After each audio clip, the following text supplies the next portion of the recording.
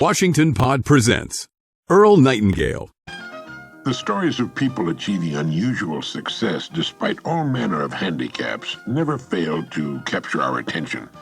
They're inspirational, to be sure, but they're much more than that if we study them closely.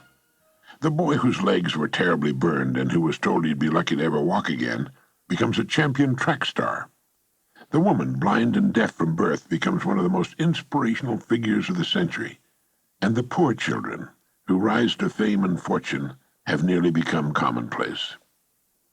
In this age of unprecedented immigration, we read and see on television examples of people who arrived in this country without any money and without knowing a word of English, and who, within a surprisingly short time, have become wonderfully successful.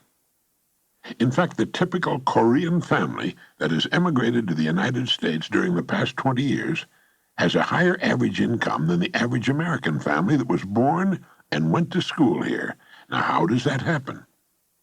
Freedom, personal liberty, is the most precious thing on earth. It is also one of the rarest, hence its great value. People who manage to get to America despite mountainous problems and miles of red tape often find themselves free for the first time in their lives. It's a joyous, wonderful experience for them. And in this newfound freedom, they set to work to find a place for themselves. They go to work serving their new country and its people.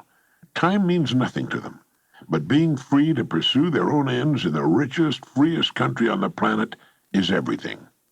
They all go to work, and they work hard, and their work is excellent, first class, as good as they can do it, and it's priced fairly.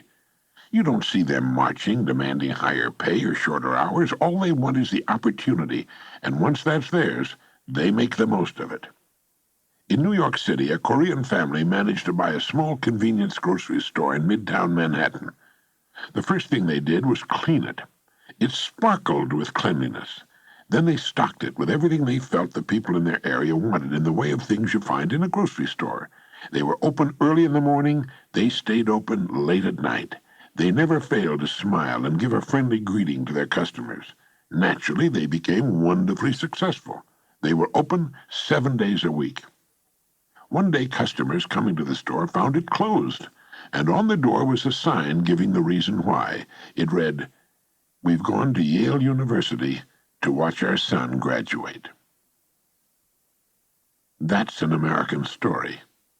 The true story of people who found joy in freedom and in the opportunity to serve their fellow man and make the most of it. What sets these people with such vast handicaps, such as not knowing the language, not knowing the right people, not having any money? Or the boy with the burned legs who becomes the champion runner, or a Helen Keller, blind and deaf at birth? What in the world is the answer? The answer, if fully understood, will bring you and me anything and everything we truly want, and it's deceptively simple. We touched on it in our last message. Perhaps it's too simple. The people we've talked about here, and the thousands currently doing the same thing all over the country, are in possession of something the average American doesn't have. They have goals. They have a burning desire to succeed despite all handicaps.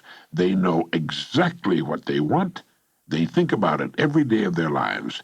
It gets them up in the morning, and it keeps them giving their very best all day long. It's the last thing they think about before dropping off to sleep at night. They have a vision of exactly what they want to do, and that vision carries them over every obstacle. This vision, this dream, this goal, invisible to all the world except the person holding it, is responsible for perhaps every great advance and achievement of humankind. It's the underlying motive for just about everything we see about us. Everything worthwhile achieved by men and women is a dream come true, a goal reached. It's been said that what the mind can conceive and believe, it can achieve. It's the fine building where before there was an empty lot or an ancient eyesore. It's the bridge spanning the bay. It's landing on the moon. And it's that little convenience store in Midtown Manhattan. It's the lovely home on a tree-shaded street and the young person accepting the diploma. It's the new baby in its mother's arms. It's a low golf handicap and a position reached in the world of business. It's a certain income attained or amount of money invested. What the mind can conceive and believe it can achieve.